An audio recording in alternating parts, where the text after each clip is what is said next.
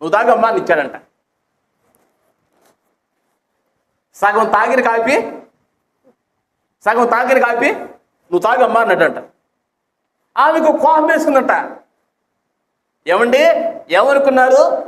నువ్వేదో దైవచుండవని మా ఇంటికి వస్తే సగం తాగిన కాఫీ నాకు నేను తాగాల, నేనంటే ఏమనుకున్నావు అన్నదట. అప్పుడు ఈయన అన్నాడంట, ఏమన్నాడు?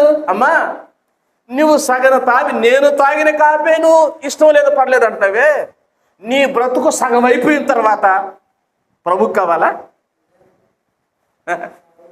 కదా? నీ బ్రతుకు సగం అయిపోయింది, కాఫీ తాగడానికి అంత నీకు అంత కోపం అయిపోతే మన బ్రతుకులో సగం అయిపోయిన తర్వాత దేవుని దగ్గరకు వస్తే ప్రభు నన్ను ఇష్టపడంటే ఎట్లా ఇష్టపడతాడు?